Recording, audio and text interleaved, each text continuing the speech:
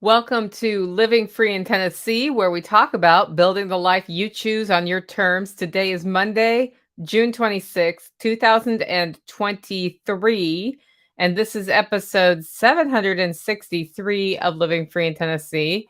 If you're new to the YouTube channel, this is where we live record my audio podcast, and it's part of the fun that we do it live on YouTube. So people who join us on YouTube, give us a like and a subscribe if you want to see notifications about this in the future. Also, if you have a question along the way, put your first few words in all caps so that these eyes can see your questions. I will mark them for just adding later to talk about, and then we'll go from there. Today, I'm going to talk about one of the most important things you can do to opt out of having your life lived for you. And what I mean by that is often we find ourselves, after having gone through our education and all of that, in a life we don't really like. And it feels like other people are making decisions for us. And like you often have this sort of, I don't know what's wrong, but something's wrong. And what it is it's very easy to go along to get along and do the things you're supposed to do rather than the things that are best for building your life. And that looks very different for different people. I have a friend who lives in a condo in New York, in Manhattan. That's not my life. I live on a 3.2 acre homestead. Other people like to be in the suburbs. And it has to do with setting your top line priorities and then working from there and getting really honest with yourself about what you do and do not like. Right after this, I'm going to work out. And then I'm going to go sit my rear end in the soil in my garden and ground and work with plants. And that is how I reset. That is how I produce forward for food on the homestead, as well as get my own energetic rejuvenation. Your thing may be completely different. You may need to go to a bar and be around a lot of people. You may want to go to an amusement park. You might like to go to the movies. I don't know. But what's important is not what, but that you know what works for you. So we're going to talk a little bit about that. And we're going to talk about the most important thing to do this, which is to decide. Before we do that, I do want to go over a couple of our usual segments of a Monday show. First up, the live stream schedule this week. There are 2 shows coming up.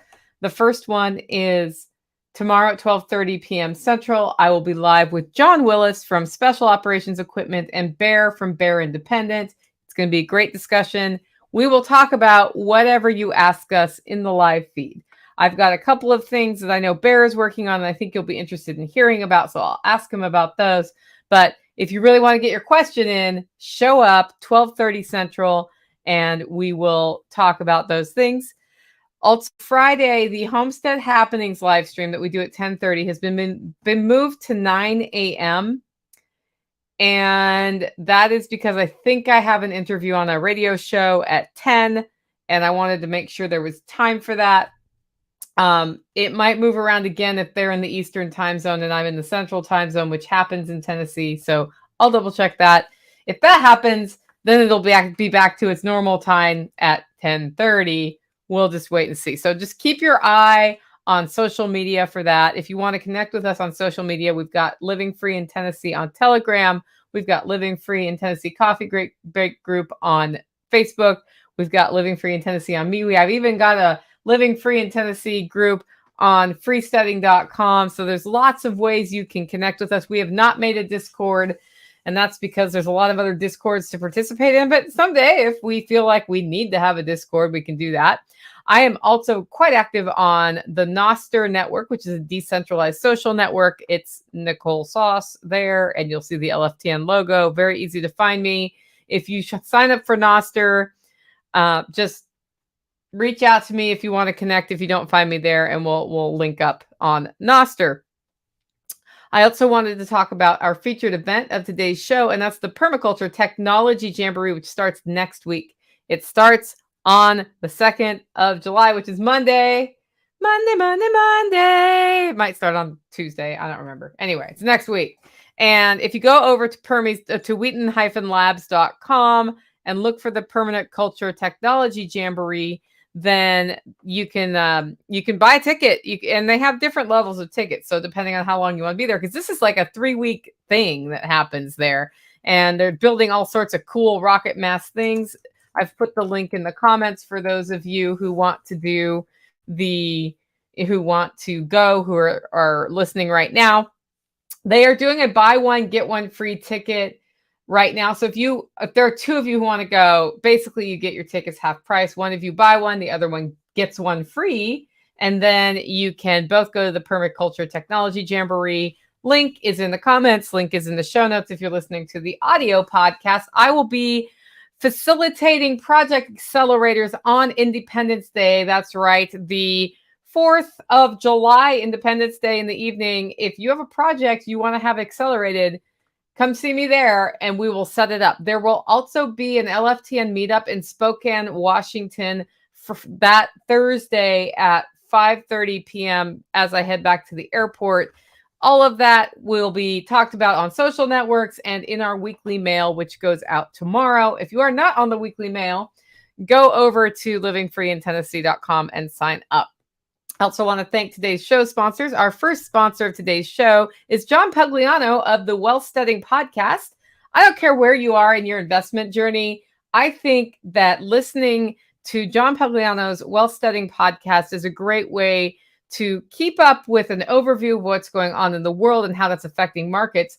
And if you don't even know anything about investing at all, it's a great way to learn. That's how I started learning about investing 5 years ago when I started listening to his podcast. So it was a no-brainer when he reached out and said, hey, can I sponsor the show?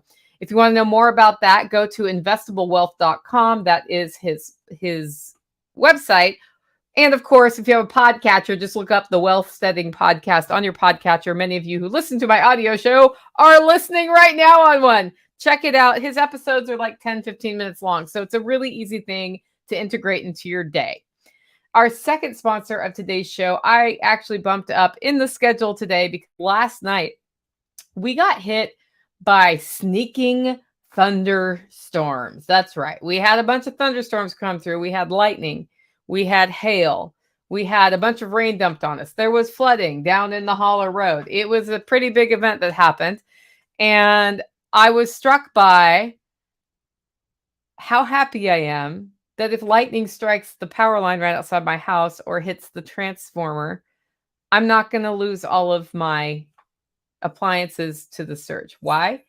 Because EMP Shield makes a device that protects your stuff against lightning surges and other power grid related instabilities. EMPshield.com is where you can get these devices. They're between $350 and $400 last time I looked. And if you use the coupon code LFTN, that's Living Free in Tennessee, you get $50 off. This is something you can install that has an insurance policy that if it fails and your appliances are destroyed by a lightning bolt surge, they have a policy that protects the replacement of those appliances up to a certain amount. So if it doesn't work, it's got a guarantee. And it's the only thing on the market I've found with that kind of a guarantee. So it's a pretty cool product. I've been working with these guys for about 2 years now, just in different capacities. And it took me a little while to decide the best way to integrate them into the show. But I think they're great in the sponsorship position. And of course, if you want to meet them in person, you can come to Self-Reliance Festival because they'll be there with a booth. So you can just check them out. David says, it's never going to rain here again. Even the tap water comes out dehydrated. Yep, that's because you live in the desert. I live in a rainforest, I think. It's actually, it was super nice because we had a unusually wet spring at the early part of the spring, which was kind of good for growing plants. And then later in the spring, it's like the spigot turned off and all the plants said, we're not happy. And then I started watering and started like automating the watering, and I was watching the soil. And what happens when the soil doesn't get very good rain is we don't grow grass, and when we don't grow grass, the sheep are sad because they don't get as much to eat. And then I have to feed them hay, and then that costs money. Growing grass is free. So It's been raining about the last week or 7 to 10 days on and off, and just sort of the perfect cycle. In fact, had I been trying to germinate beet seeds, that would have been a really good time to do it. Now the oven has turned on and it's 92 degrees outside, and I'm pretty sure we're at the point where my tomatoes don't want to set blossoms. I even went out. One of my wall tomatoes was all wilted at the top, so I don't know what happened because it has water. So it's sad, and I took some steps to see if I could help it. And if it doesn't get helped, I guess I'm gonna rip it out, and I'm gonna root another sucker from a different tomato plant, and I'm gonna put it there, and it will be behind everybody else. And that would be my first tomato fail in this system ever. All of my tomato plants have done really well in this system for 3 years now. Now that I've said that, I shall be cursed. I shall be cursed. Okay. Next segment is Tales from the Prepper Pantry. This is where we talk about storing what you use, using what you store. And this was a big week in the holler. I have been traveling like weirdly for the last 2 weeks, mostly unexpectedly here and there. Some of it was planned in advance. And what that means is I'm not in my usual routine. And I haven't been terribly motivated to cook much. But I had a chicken processing workshop on Saturday, and I like to feed people things we cook here rather than get a bunch of Stouffer's from the store and feed them crap. So we made a really good pulled venison enchilada. It was supposed to be pulled pork enchilada, but when I got back from my uncle's funeral, I had like 3 days to get ready for the processing workshop. I grabbed a pork butt out before I left for the funeral, so I wasn't really like I was kind of in grief and I wasn't paying attention, and I just took the shape out, and it turned out it was venison. So I smoked that and I pulled that, and I made pulled venison enchiladas, which were delicious. And then I also made a beef chili. The enchiladas had some gluten in them and dairy in them. So for our gluten-free, dairy-free people, we always try to have those things covered. And all of those leftovers are ready to go. That all came out of the prepper pantry, including some freeze-dried smoked hatch green chilies. So we did not put that in the chili or in the enchiladas because we didn't know the spice tolerance of everybody coming to the chicken processing event. Instead, I put them out on the side. People really liked them. So that went well. We did mac and cheese as a side dish. We did my Grandpa Darby's recipe for coleslaw. We had chips and salsa. Tracy Eversole made deviled eggs. That was the only chicken related thing we really had at the workshop, because usually when you're processing chickens, you don't really want to have chicken because they stink. Well, here's the thing. I raised a different kind of chicken. They didn't get as big, so they were not as big breasted as the jumbo Cornish cross that everybody raises. I did ginger roasters, so they had smaller breasts but bigger thighs, and I like dark meat on chicken, so better than the white meat. So that was not sad for me. And they were not as messy. So when we processed them, like the chicken stench was about 50% of the chicken stench that you usually get from the Cornish cross. And that was just an interesting thing to do. So now we have chickens in the freezer in parts this year. Usually I'm so tired. I put them in whole chickens, and then one at a time, if I want to parts them, I take them out. The way we mostly use chickens here now, because I don't particularly like how chicken tastes since I had COVID, is that we cook them for events because other people like chicken. And when I'm cooking them, it's easier to do a whole batch of leg quarters or breast quarters or wings or whatever. So we decided to parts most of them out and freeze them in bags of like pieces, because you cook those things in about the same amount of time if you're broiling them, however you're cooking them. And I'll just have about 4 chickens for the rotisserie, because every so often I get a wild hair and I rotisserie a chicken, and it's weird to rotisserie a chicken leg in the giant oven. Like, it would look funny and kind of be a waste of power. So that's why we did that. The class itself went brilliantly. The students got to learn different ways of dispatching chickens, cutting them up, taking bones out, all of that stuff. And several of the students decided to go back and dispatch additional birds because they wanted to try different methods to decide what worked best for them. As a result of that, we got all of our birds process that day, because and I had somebody helping me teach the class. So Chef Brett came in too. And I'm teaching the class, making sure the food gets out, processing the chickens. And when everybody leaves at 2, there's still 20 chickens to process. This time, with the addition of the 2 hauler neighbors from down the road, so we had 2 extra people. I had somebody running the actual fine cutting part of the class and all of that. And I had somebody putting the food out and doing the cleanup from that. With that happening and that division of labor, I was able to dispatch an additional 15 birds. The other hauler neighbors plowed through as well. And when the students left, we had all of the birds done with the evisceration in the fridge. And we used an ice cream freezer to chill the birds before we eviscerate them. That was empty. So I didn't have to face down an afternoon of butchering or figure out how I was putting off things until tomorrow, or Sunday rather. And that was really nice, because that meant on Sunday, I didn't have to face down another half day of work on the chickens, and I got to go to the pool and swim laps. So that was really good for me. We have dehydrated a ton of oregano. I got about a half bushel off of my different oregano plants around the property 2 weeks ago. I did not freeze dry them. I air dried them. And I have so much oregano that it's possible it's going to go up on NicoleSauce.com for sale in smaller packages for people who want fresh oregano from this season mailed to them. We will let you know when we get that done. And it will definitely be out at our open houses, just if people are interested in buying herbs. Because for some reason, I'm growing the heck out of oregano this year. Can't complain. I like oregano. I am preparing to be gone for 5 days next week. And that means that we have to pre-cook food, because somebody else lives here who needs to eat. So I'll be making a meatloaf that's ready to just be thrown into the oven. And I do that with a mix of pork that's ground and ground beef and spices. People really like my meat. The best ones I ever make is when I have a bunch of bacon ends and I grind up the bacon ends in there, and you have like that cured bacon grind in there. That flavor is really good. So I'll have that ready to go.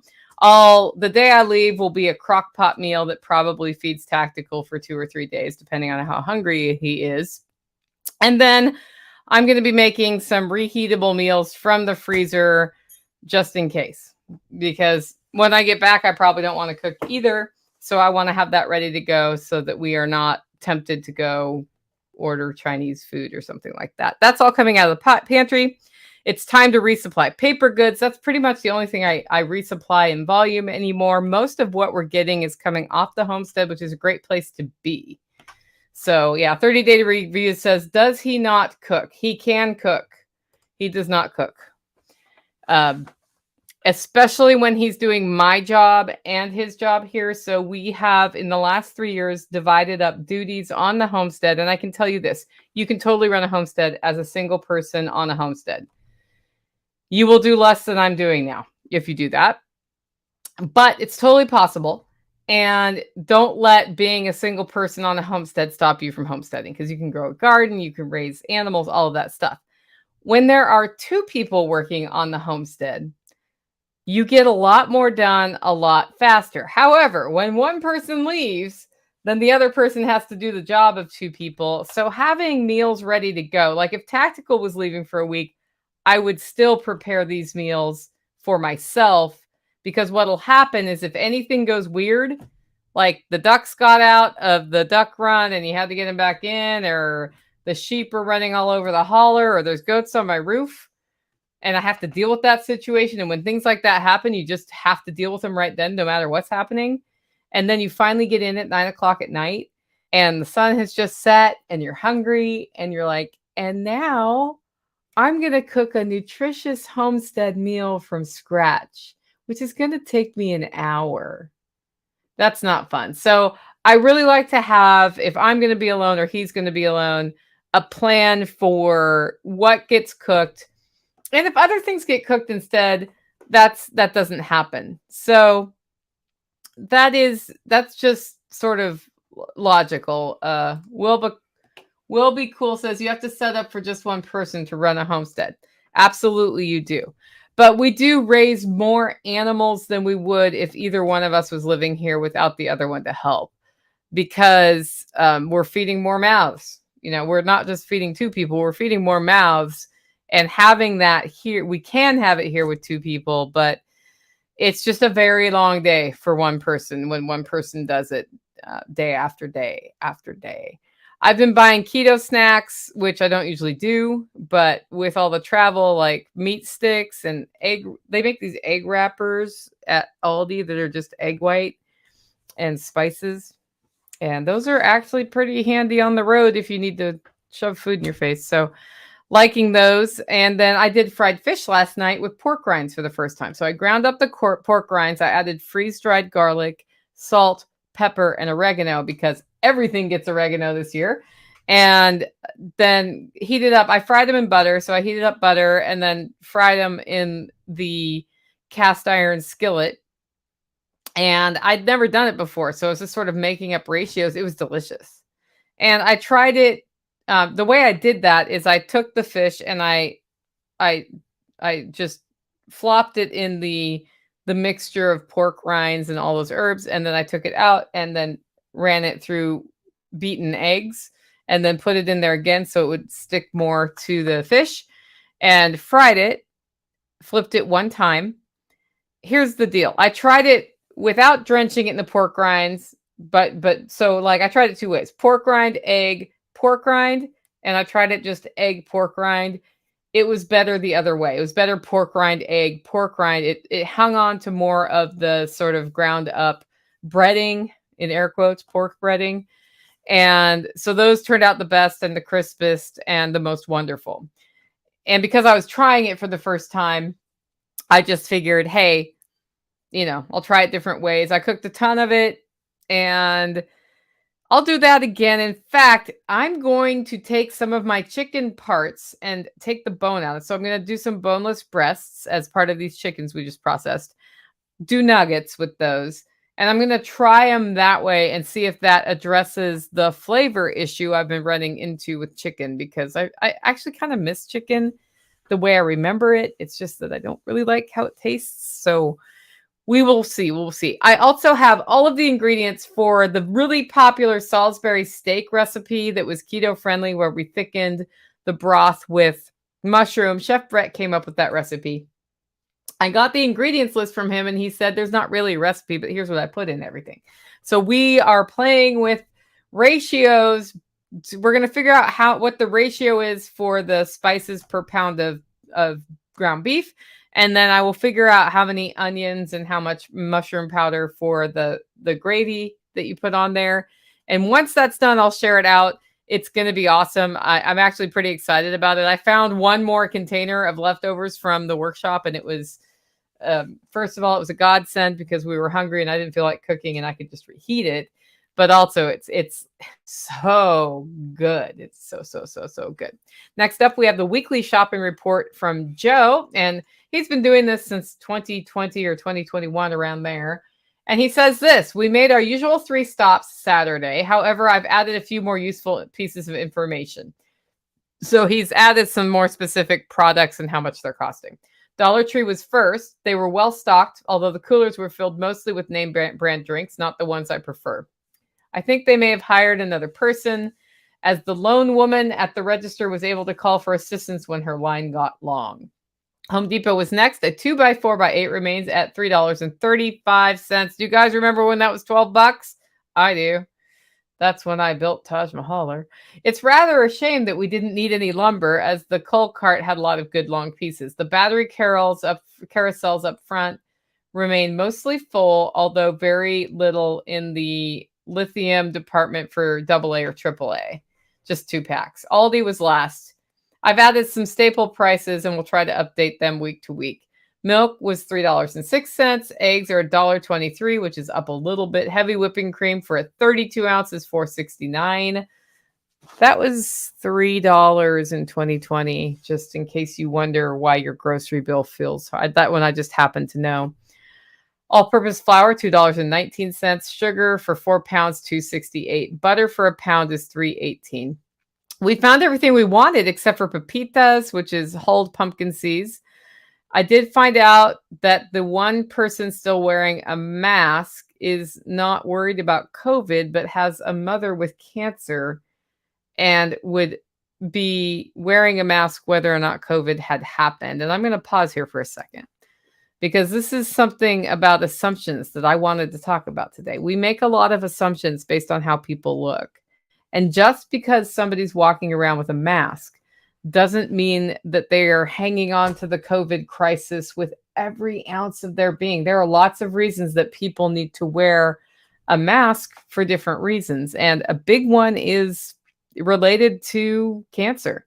If you have an immune system compromised person at home, you may be out wearing a mask. Or if your immune system is compromised, you might be wearing a mask. So I think we're at the point of the quote unquote pandemic where it has been gone so long that it's a really good time to stop assuming just because we see somebody wearing a mask that they are some sort of hysterical person, and maybe they have a valid reason. Give them a little grace, guys, because sometimes we need grace too, right? And there are lots of reasons for that.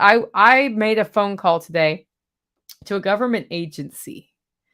And the first thing I heard was this: due to the COVID pandemic, we may be taking longer to get to your call because blah, blah, blah, blah. I'm like, it's 2023. COVID's been behind us for a while.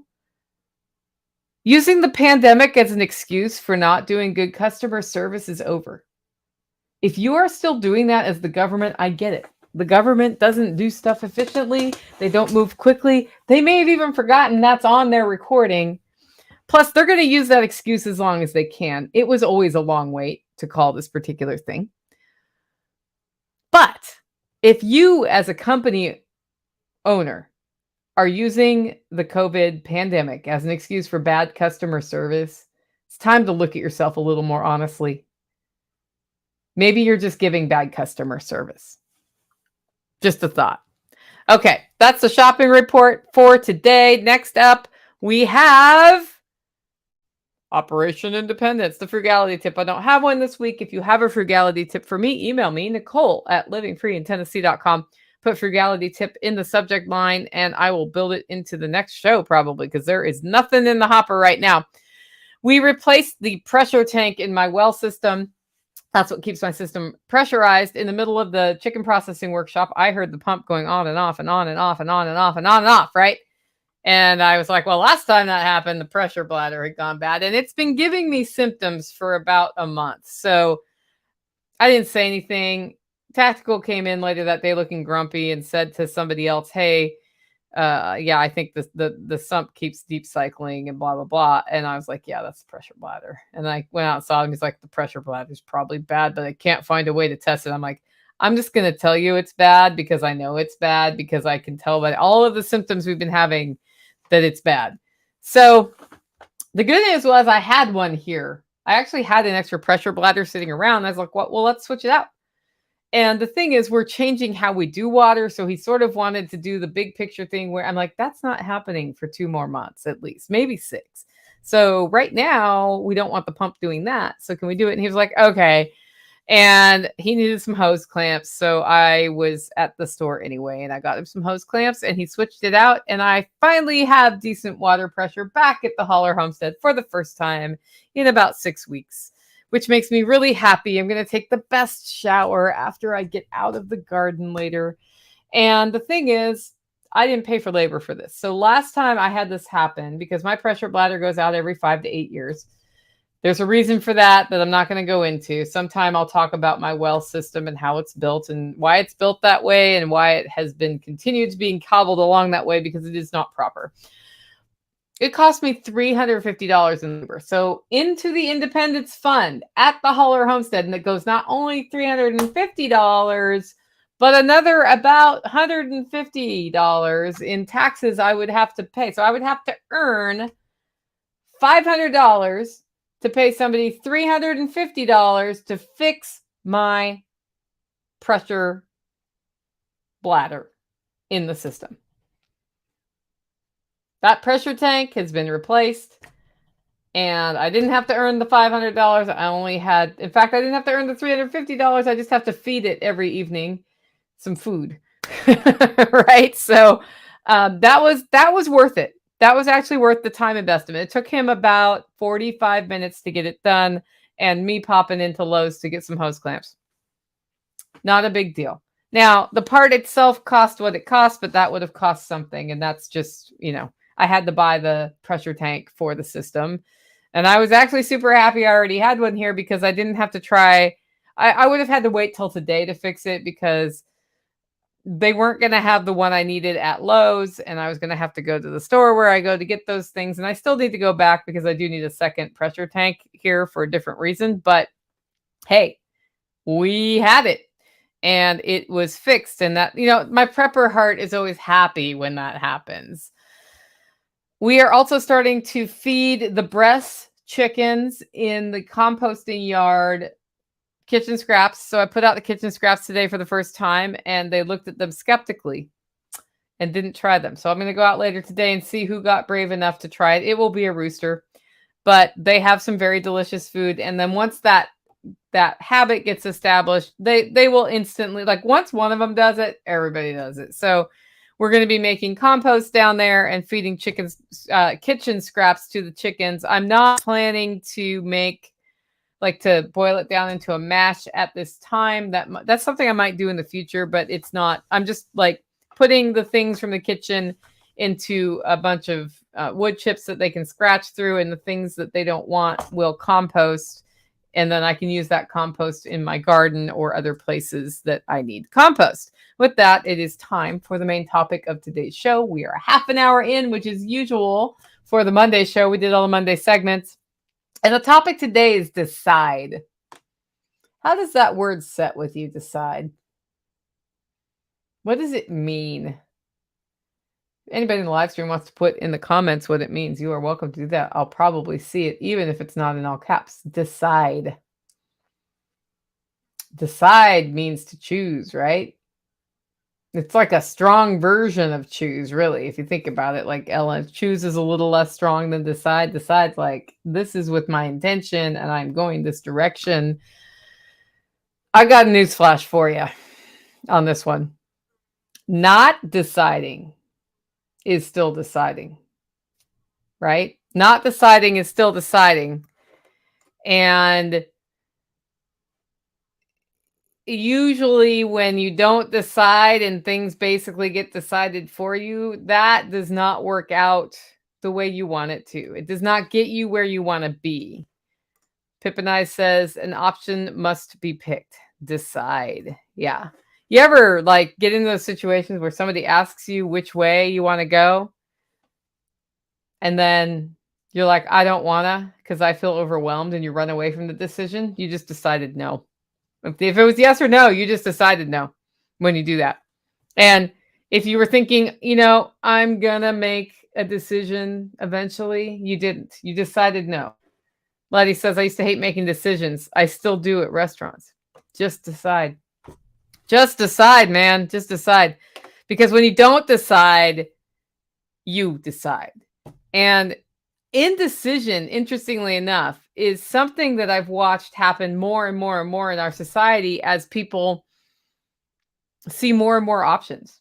It's almost like if there are 2 options, you can decide. If there are 3 options, you can decide. But if there are 8 options, you're screwed, right? Unless you have wonderful skills to hone that down to the 2 options that you want. And the people who do best tend to make decisions very quickly and just go with it. And then if they need to update their decision, they update their decision without feeling guilty about it. Indecision's a luxury that comes from a society that basically has gentle consequences for making, quote unquote, the wrong decision. Right now, if you decide between this job and that job or this other job, and you choose the wrong job, you're just going to move jobs, especially in this employment market right now. Like literally you can just go anywhere, right? So your indecision on a job may mean that job goes away because you decided no by not communicating anything. But your consequence was, well, now you got to go get another job, and there are a lot of people hiring right now. And so if you are a person who can actually follow through on your word and work, you can find that job.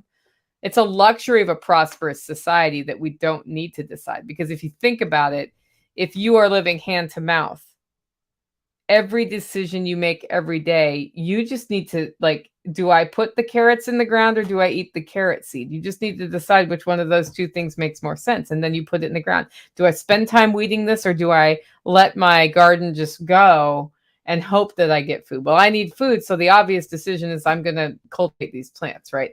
There's a lot of things that when you can just run down to Aldi and buy a bag of carrots, it doesn't really much matter which way you decide on that. And that's a huge luxury. And it gives us really bad habits, because the bad habit is not to decide. I can tell you that the fastest way for me to not answer an email is if somebody asks me a multifaceted, difficult question that I can't just answer.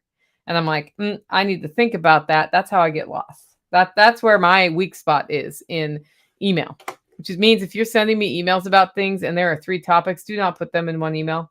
Put them in 3 emails. You're more likely to get all 3 answers. Sometimes I'll just answer one and forget I need to answer the other 2. That's the other thing I do too. So deciding is the way to choose the path forward. It is kinder to rip off a Band-Aid than to remove it gently, right? Like when you have a wound and you're like, it's going to hurt, the scab's going to stick, and you go, ah, right?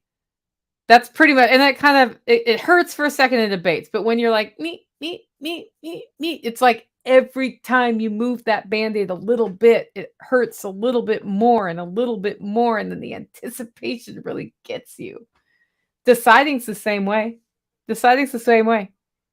If the reason you are not making the decision is you want to let somebody off easy because the answer needs to be no, and no is not socially acceptable, telling them no now is better than hinting at no for 6 months about something or leading somebody on. So the faster you decide, the kinder it is to that person, and then it's out of your head and you're not worried about the saying of the no, which is a huge waste of your time when what you're trying to do is build the life you want to live. If you're worried about how to say no, then you're not living what you need to live. You're worrying. Worrying's not helpful. Jenny says, normalize no. Yeah.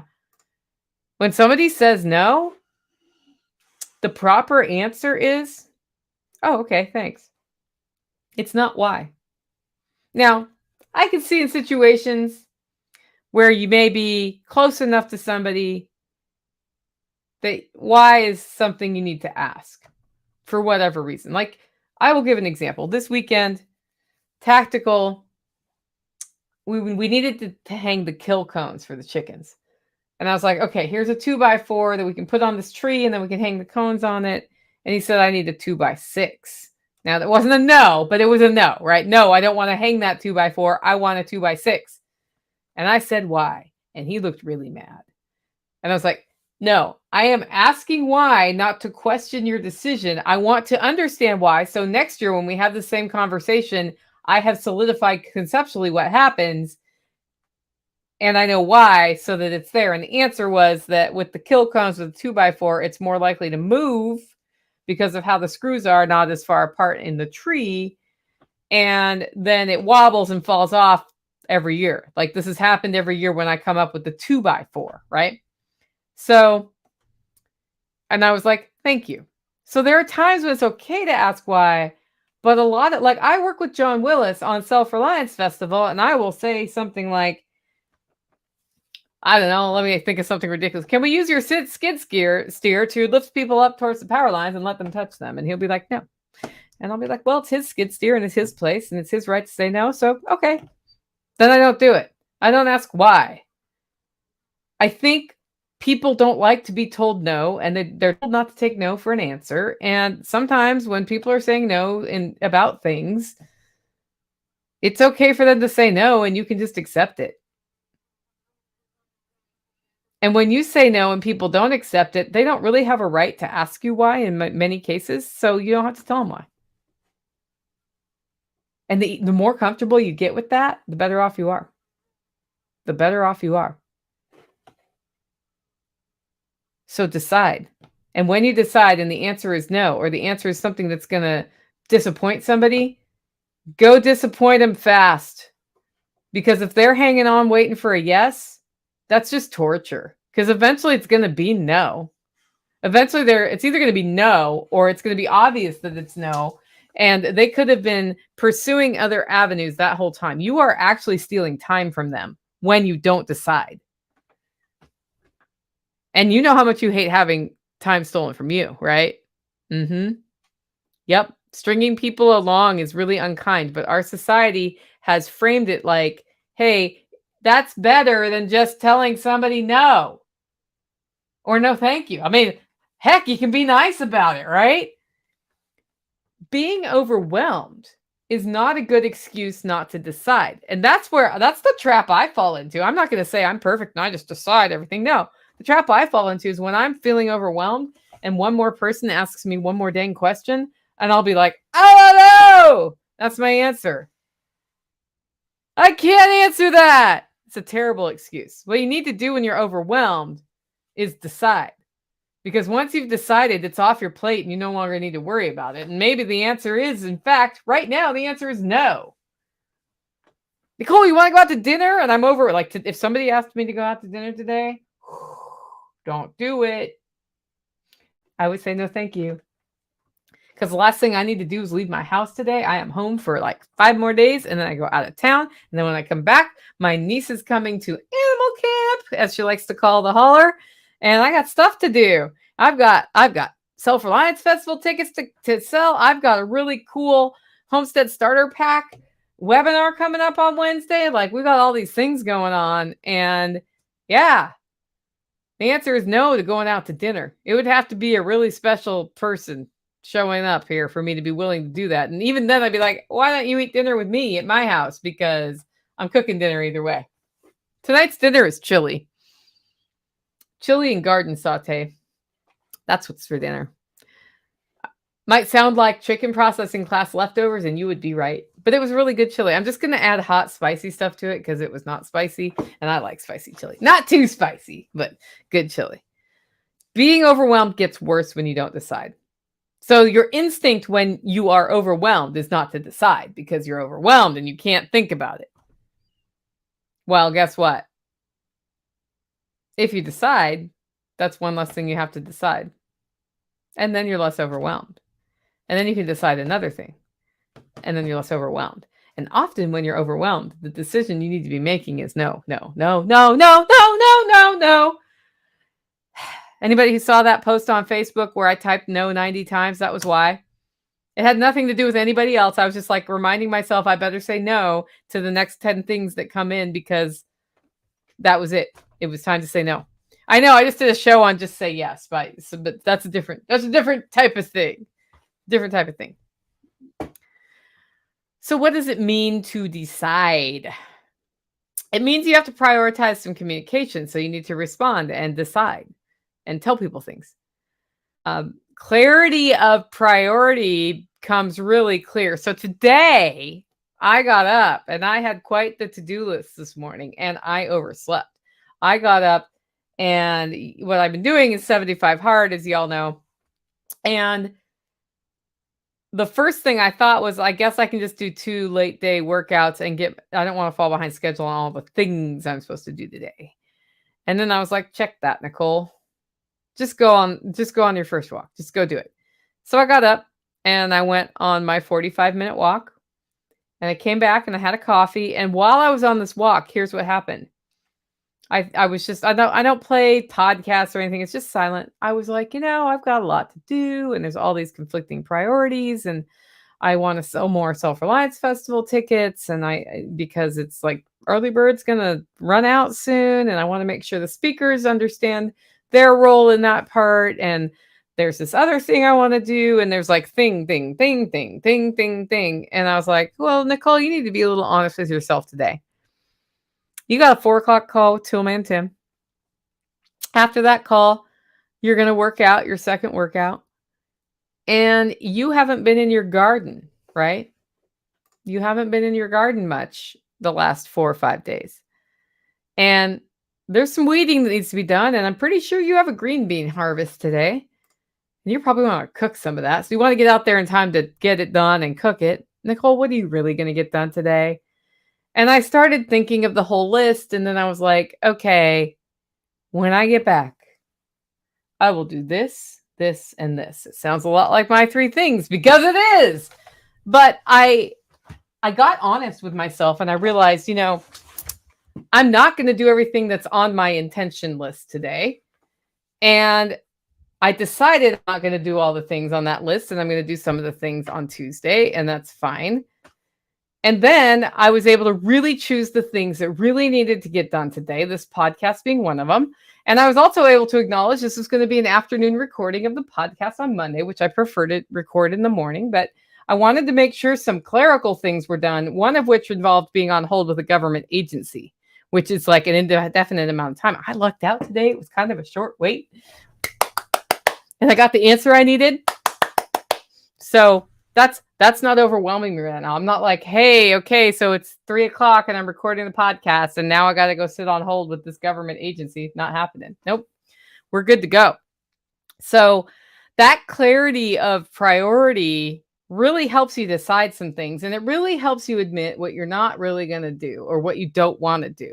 And when you do that, you start living your life on your terms and taking responsibility. Because the other thing about deciding is it means you are accepting responsibility for the consequences of what you're deciding and for the outcomes of what happens as a result of your decisions. And that may seem like a small thing, but that is the first step to living the life you choose on your terms. That is it. Is that you acknowledge everything you can control is mostly you stuff. It's how you react to other things that happen, and it's what you do about them, and it's what you choose to do. But more importantly, it's about what you choose not to do. And once you have that and you've accepted that I'm willing to handle the consequences and I'm willing to take responsibility for myself and my actions on these things, once you accept that, your life starts changing a lot. Because you start seeing your job where you don't get to make decisions about your time while you're there, right? Many jobs, most jobs. You start seeing that as a tool. So what you're trading is, I don't get to make decisions about what I do when I do it while I'm there. And that really feels like my life's being lived for me while I'm there, and that makes me unhappy. But in exchange for this brief period of time every day, I get money. And you know what I use money for? I use money for all of these other things that I want to do or that I want to have. I use that money to start setting myself up to transition out of that job. I get to make money to pay for my house. I have a house, right?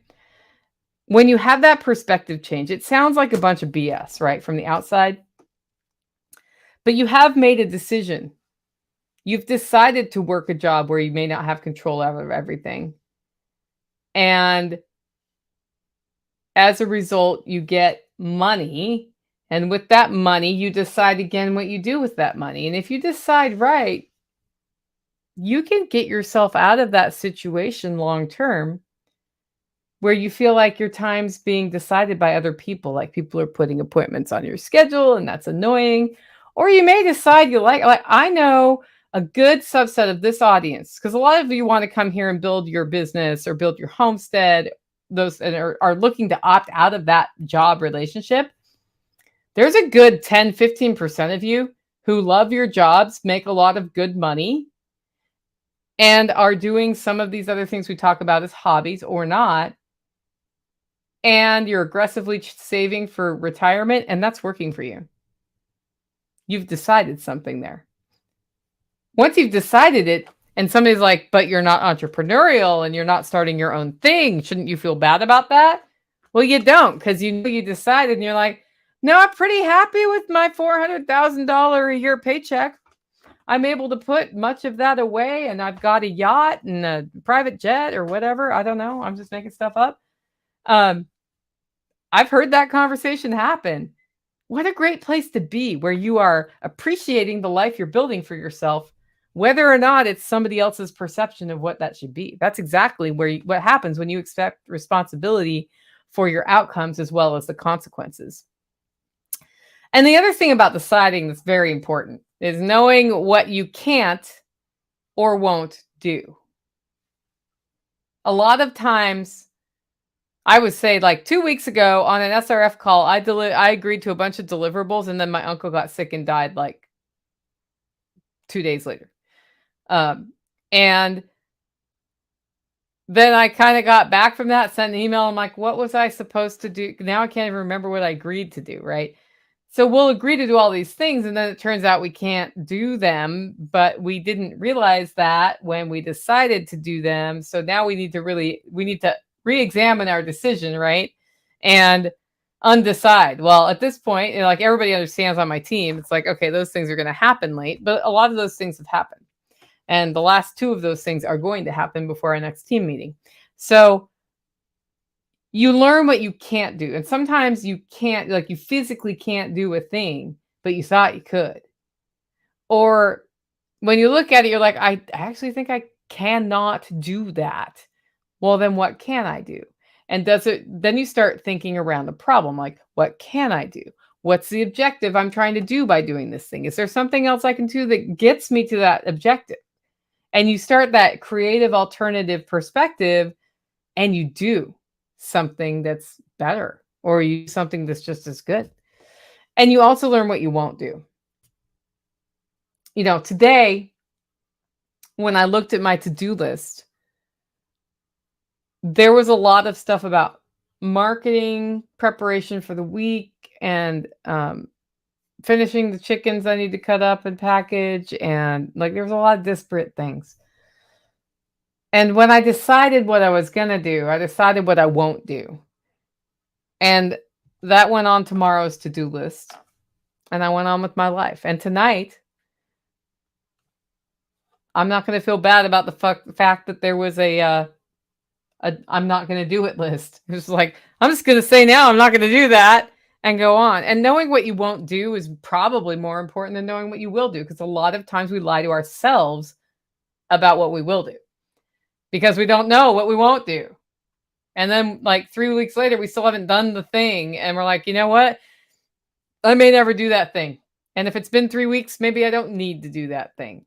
If you can stop that whole cycle I just explained and get that 3 weeks back of worry, that time you spent worried about that thing for 3 weeks that you're not going to do, gets spent on the things you will do. And that's why deciding is so important. And this really helps with shiny object syndrome, which somebody was talking about earlier in the comments on the live stream, where it's like, I want to do this and I want to try that and I want to do this. And I'm that kind of person, in case you hadn't noticed. But I've had to learn to control that by deciding. And when you have shiny object syndrome, what I do is I have talks. I have dream talks with people. I'll be like, hey, so like if I just took my whole house down and rebuilt an Earthship, what would that look like? And when I say this to a person, an engineering mind like the Tactical Redneck, he actually starts thinking, I want to do that.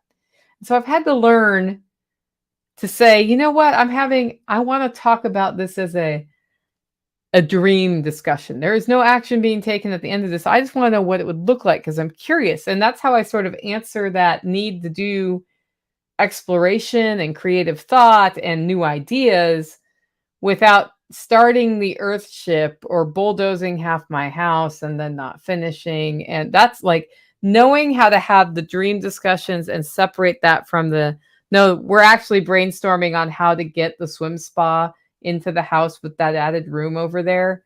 I may not have the money yet, but we're talking about how to do this because as we talk about how to do this, I'm thinking of ways to monetize that, first of all. And I've thought of some ways now. But also, when the time comes, I don't want to start by saying, okay, now what kind of facility do I need to have around the swim spa? Like, I already know that adding one of those to my life will vastly improve my quality of life, my physical condition, and the pain I have in my spine. I already know that because yesterday I drove 2.5 hours to go swimming, and it really helped. The problem was sitting in the car for that 45 minutes back undid some of the things that it did. What if I could walk out my door and get my body all aligned by swimming? That'd be awesome, right? So I know that's getting built in one way or another. I just don't know how yet. And that's a different discussion that I have. I think that you stand at a crossroads each day. Attention deficit, ooh, shiny from Pippin Eyes. That's pretty funny.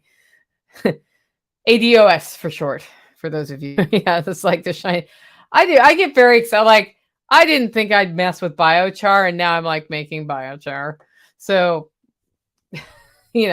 Jack, it's all your fault, you jerk. That was not on my list. It's like he did that to me with aquaponics. I don't need aquaponics. Puts in aquaponics system, loves aquaponics systems, teaches other people how to do aquaponics systems. That's the good side of shiny object syndrome. But I've had to really learn how to drill through like what is just, I'm interested right now because I like learning new things, or I like thinking about that, or I want to dream about that, versus no, this one, like the swim spa, this one is one that's I'm serious about. I'm totally serious about it. And it's not a matter of if, it's a matter of when at this point. And the timeline is going to get bigger or smaller based on, what I put together on that whole thing.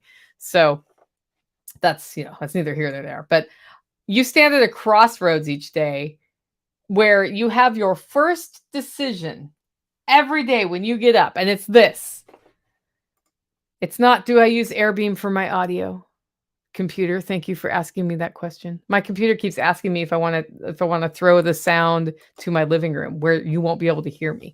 It's just asking. I keep having to say don't use. I'm gonna have to uninstall the ability to stream from my computer to my TV because that's ridiculous. Anyway, the first decision you make every day is this: do you want to be better,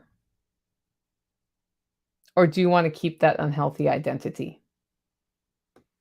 And I was thinking about this a lot today, where I've watched a good friend face their alcoholism and work through it. And it took them 4 attempts to go from, I have an alcohol problem, to I'm not drinking alcohol. And I have faith I'm not going to drink alcohol. And what happened during that time is they went through the 7 stages of grief. And what they were grieving was that part of their personality was related to the beer in the hand. It was that fun party thing, and that was an integral part of them that they had to not only decide was not okay for them, it was unhealthy, and they had to say goodbye to it. They couldn't negotiate their way through, and they had to mourn the passing of alcohol consuming me. That's your unhealthy identity. We all have different things that are unhealthy in us that are important to us emotionally because I am this person, right? Like I am the person that helps people. I'm great in a crisis. If I help everybody and I'm great in every crisis, I'm going to kill myself just from inattention, right? But that's a part of that's like, it can both be a healthy thing and an unhealthy thing in my identity. So every morning when I get up, I have to decide if I'm a better person or am I hanging on to that unhealthy thing that I have? Am I hanging on to my alcohol me, or sugar addict me, or sloth me? Like what things am I hanging on to? Will you put on your oxygen mask first and then help others? Or are you going to bury yourself in indecision to mute the pain of knowing you didn't decide? So the answer was no, and therefore things were decided for you. It's really interesting how much we attach emotion to our unhealthy habits or our unhealthy identities, our unhealthy relationships. I can't get rid of that because I'm related to that person. Sounds like an excuse to me. Sounds like an excuse to me. It really does. But when you say it doesn't sound like an excuse to you, it sounds like your reality. Well, that's the reality you're making for yourself, right? And if it's because you've attached your identity to this unhealthy relationship with this person you're related to, under the auspices that when you're related to somebody, that means something about staying in abusive relationships. Get out, get out, get out. As Jack would say about the city, I'm saying that about those.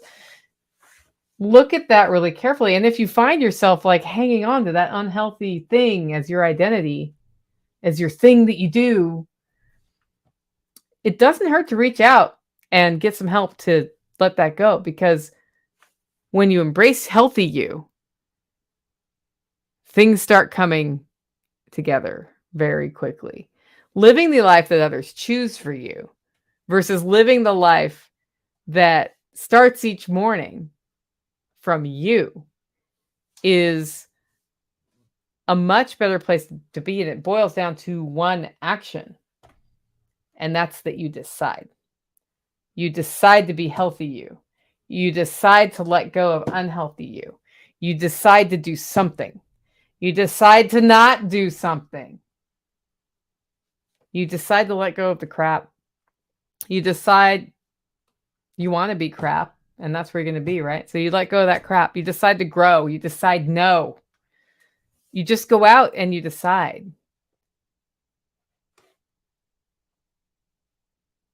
Because when you decide, you actually change the metric. You change the way you measure your minutes and the success of those minutes. You change the way you measure your hours and the success of those hours.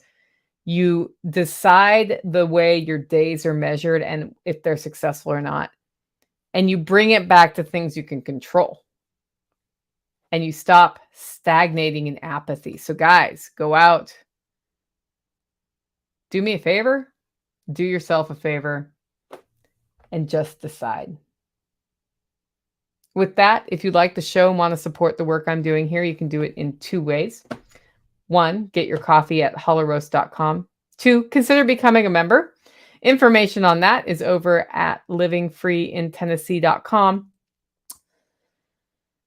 Before we sign off, I do want to remind you that jennyhill.livingfreeintennessee.com has an auction up to raise money for her.